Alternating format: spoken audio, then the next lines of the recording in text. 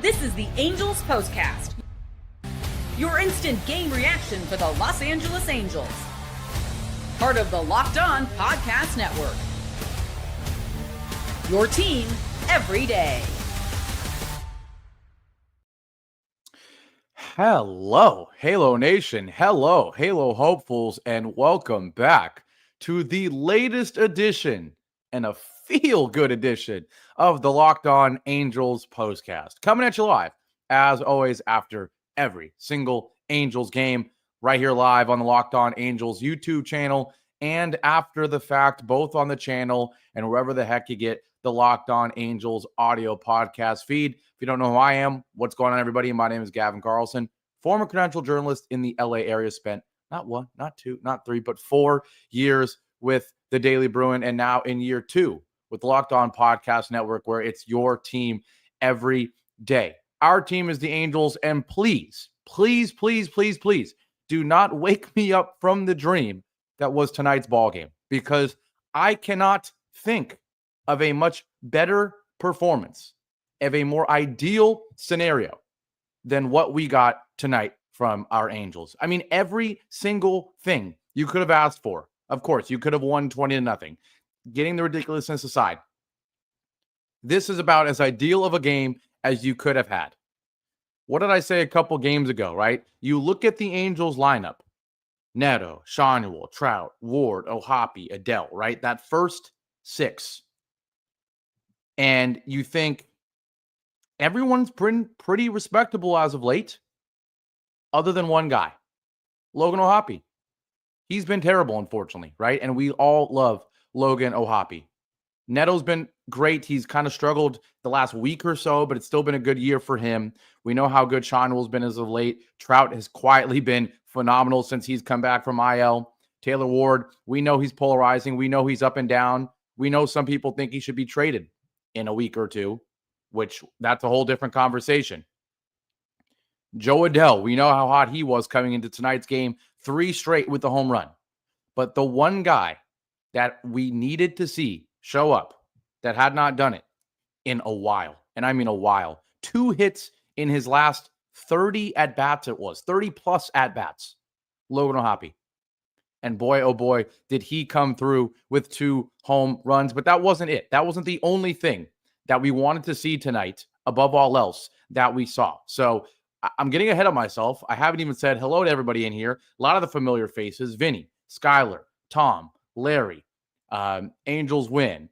I see Brian, the urban outdoorsman, Verse, Angel Antonius, Peter, JCH, Mahoko, Angels, I mean, just everybody. Shout out to all of you here on this Saturday night. I know there's fireworks going off right now at the Big A, and there were fireworks in this ball game. So let's not waste any more time.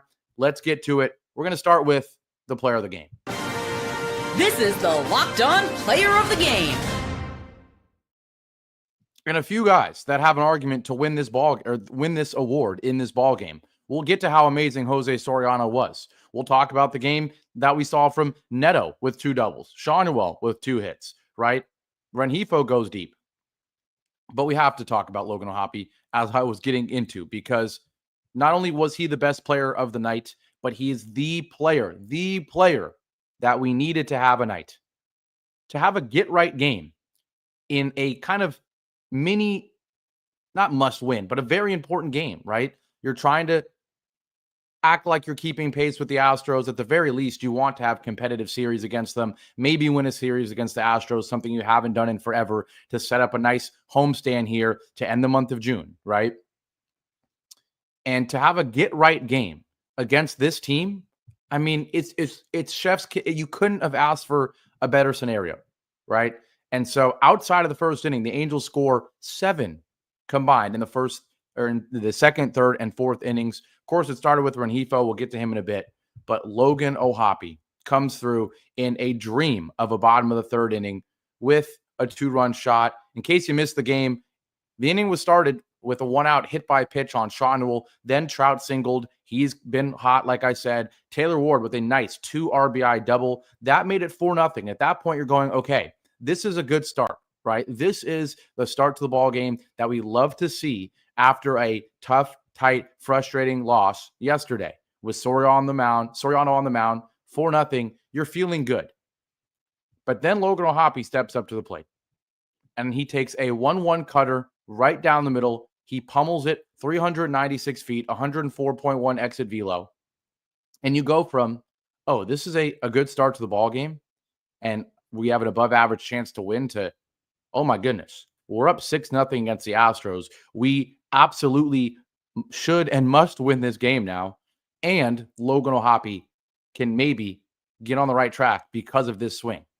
You're thinking, oh man, this is, if there was a turning point in this game that could also become a turning point easily in this series, maybe in this homestand, but at the very least in the season of Logan O'Hoppe, this swing right here could be it.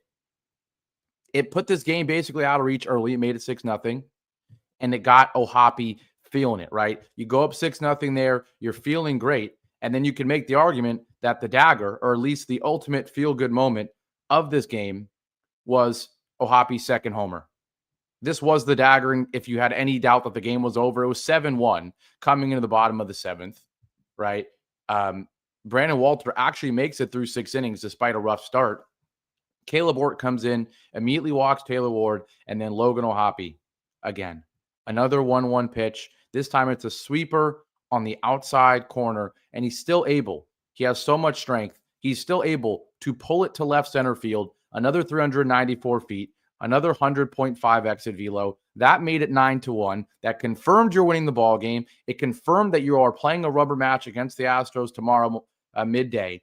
And above all else, for this team, for one of its leaders, for one of the faces of the franchise, it confirms that Logan O'Hoppe is going to use this game and hopefully use it to catch fire, or at the very least get back to being respectable. The crazy thing about Logan O'Hoppe is for how bad he has been, just like that, O'Hoppe has a 730 OPS. Now, is that groundbreaking? No. But to be hitting 233 and to have basically no hits in your last 30-plus plate appearances, and to just have one night and you're hitting 730 OPS, 233 average, you have a tying Joe Adell with second on the Angels with 16 home runs. They're in the top 10 in the American League in home runs, just like that. Just like that. I mean, again, for so many reasons, the ultimate get-right game for Logan O'Hoppe in the best moment possible. Now, it would not be right to end this segment talking about the player of the game if you don't give an honorable mention to a guy who most nights would have got the player of the game. But at this point, maybe it's crazy to say, we expect this from him. Jose Soriano with a third straight stellar start. 6 2/3, just 3 hits, 3 walks, 1 earned run, and 10 strikeouts. Multiple people were saying it. I totally agree. The best that curve, knuckle curve, whatever you want to call it, the best that has looked for him maybe ever in a start. It was nasty, right? And it was not like, Soriano starts of the past where he'll have a great start, but it's because he got 3 or 4 huge double plays to bail him out after he walked too many guys or gave up too many base hits. No, not tonight. 6 base runners, 3 hits, 3 walks. The only run you can make a very valid argument should not have scored if he got a little more help from his infielders. With nobody out, Jose Altuve walks, and then Yainer Diaz hits a ground ball to Rengifo. He kind of fumbles the ball a little bit, and instead of it being, at the very least, an out at second, maybe even a double play, it's an out at first. Altuve moves to second. Then on a flyout, Altuve moves to third, and then a 2-out single from Walker scores Altuve. And even that was deflected by Zach Neto. So if the infield helps out Soriano a little bit more, it's a shutout performance, right? But it does not matter.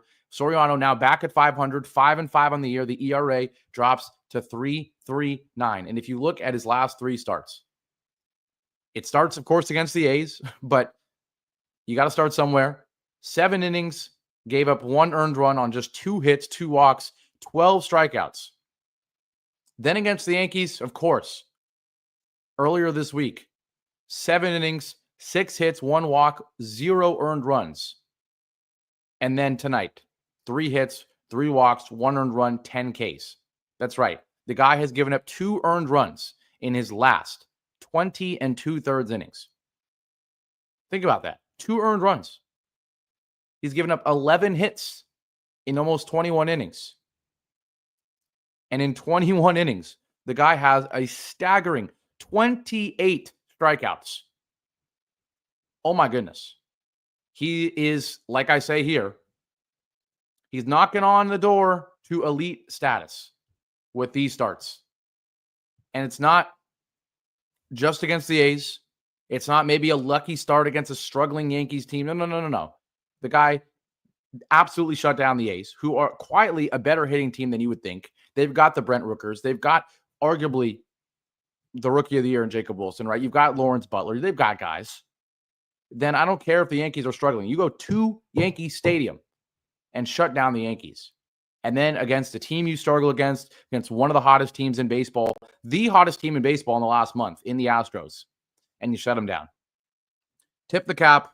You know he's my guy. He's my favorite player on the Astros. Not on the Astros. There's no favorite player on the Astros. My favorite guy on the Angels, Jose Soriano, and he has ace upside. Of course, you can make the argument he already is, but I have said it. He's got Cy Young upside, and he showed it tonight. They were saying on the radio broadcast, it looked like no-hit stuff from him, right? So, huge performance from Soriano. Most nights he's the player of the game. You have to give it to O'Hoppe tonight because he gave you 2 home runs in a must-needed get-right game for him. But Soriano and O'Hoppe, they were stellar. Man, that sounds great for right now. That sounds great for the rest of the season. And that sounds real, real good for the future of this franchise. We're going to take our break. When we come back, there was a couple other hitters that had very, very good performances in a blowout win for our Angels, 9-1 against the Astros. We'll talk about those performances. And of course, we'll preview tomorrow's now huge rubber match Sunday day game against the Astros. We'll get to all that after our break here on the Locked On Angels Postcast. Now, today's show on this Saturday is once again brought to you by Gametime. Now, I'm going to ask you a question here, and I don't know what the answer is, but I think everyone has the same answer. Have you ever decided at the last minute to head to a ball game with friends or family? I mean, who hasn't, right? Especially if you live near a stadium or any sporting venue. Last minute, you're like, you know what? I'm feeling a win, or I'm bored, or the tickets, the prices are probably going to be low. Let's go. Maybe it's a game day and you suddenly realize you want to be in the stands. That's exactly where Gametime comes in. It's the easiest way to grab last-minute tickets without the stress. With the money you save on tickets, you can splurge, right? You can go buy a jersey, get some better food, some drinks, or just bring more people with you. Gametime makes it possible. And how? Well, it makes buying tickets fast and simple because prices on the app actually drop the closer you get to first picks. They've got incredible last-minute deals. And on the app is just so great.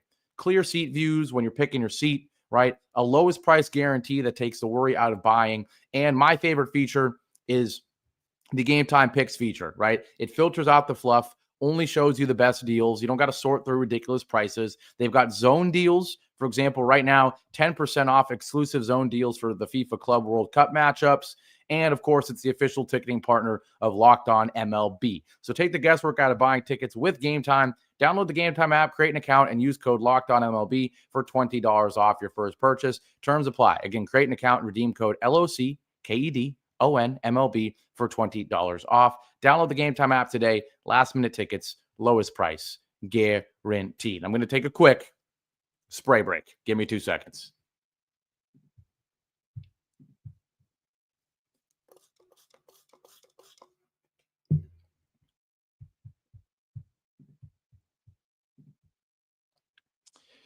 Yes, I'm still going through it with my vocal system, but we are back. We are back. And the Angels, well, guys like Logan O'Hoppe are back. A 2-home run performance from O'Hoppe as he and Soriano combined for 2 player of the game worthy performances that we already talked about. In case you missed it, O'Hoppe 2 for 4, 2 solo shots, 4 RBIs for him, but he was not the only guy who played phenomenal. Yes, Jose Soriano, 3 straight stellar starts. He goes 6 2/3, gives up just 3 hits, 3 walks, 10 strikeouts, 1 earned run. The ERA down to 3.39.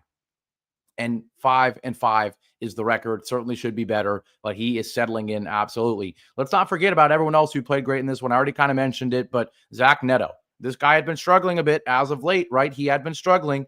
And the interesting conversation with him in this start, This guy led the American League in batting average against lefties last year. Today, for some reason, or not today, this season, for some reason, just downright bad, really bad against lefties. Sub 200 batting average. Well, not today. 2 doubles for him. He has a run as well. The average getting close to 270 again. The OPS getting close to 780 again. He was great. Was able to get, some breather at the end of the game. That's another great thing about this ball game. You win 9-1. I mean, once it was 6-0, you kind of felt like it was over. But especially once it became 9-1, thanks to that second O'Hoppe home run, everyone can just take a deep breath, right? You don't got to waste bullpen arms. We know how much we're going to rely on them. In this homestand, we're playing like 10-plus consecutive games, right? So the bullpen gets a breather. You're able to take guys like Neto and Schauel out of this ball game, sub in guys like Newman and Lamont Wade. But Neto, 2 for 4. Newman comes in and gets a base hit. Schauel goes 2 for 3 with a big RBI as well. Mike Trout quietly had a good game. Just 1 hit for him, but also a walk. He's been getting on base a lot, right? Via getting hit by pitches, taking walks, getting base hits. He actually has kind of calmed down a little bit in terms of hitting home runs, but man, he's getting it done, getting on base, the average up to 233. But for me, it's the fact that the OPS or the on base percentage is what's getting pretty high, right? 332 when at the beginning of the season, it was in the 200s, right? So love to see that for him. He's almost got an 800 OPS, which would be very, very impressive. Taylor Ward absolutely deserves an honorable mention in terms of other nights could have been the player of the game. 1 for 4 for him, but it was the 2 RBI double, and he got on via the walk as well. He scores 2 runs. A conversation was had on the post-game radio show just for 2 seconds about Taylor Ward. Should he be traded? They brought up the Padres. You know how I feel about that. If you can get a quality prospect for Taylor Ward, I think you make the move. You give a guy like Matthew Lugo another shot. You've got Joe Adell playing a lot better in the outfield. I think you think about it, right? But we're not going to talk about that today. Of course, O'Hoppe was great. Joe Adell, he doesn't hit a home run, but guess what? The rare game where Joe Adell strikes out 2 times and doesn't hit a home run and still has a good game, right? You never say that with Joe Adell. If I told you Joe Adell strikes out 2 times and doesn't hit a home run, you're thinking, oh man, Joe Adell went 0 for 4 with 2 strikeouts. No, 1 for 3 with a run and a walk. He gets on base twice. So absolutely deserves credit. He has totally changed his approach. They're talking about him hitting the ball only to opposite field during batting practice. And crazy. You make slight adjustments, Johnny Washington, right? You make adjustments on a player-by-player basis, not a team basis, and look what happens. Gustavo Campero, he had a rough one. Christian Moore had a rough one. But a guy who did not, and another guy who needed the swing that he got was Luis Rengifo, and he got the game started.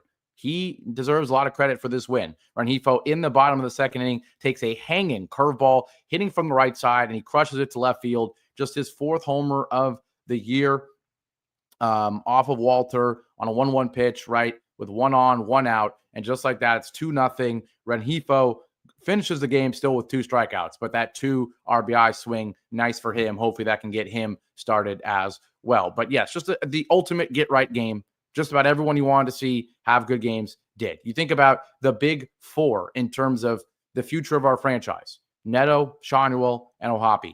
All 3 with 2 hits, right? Perfect.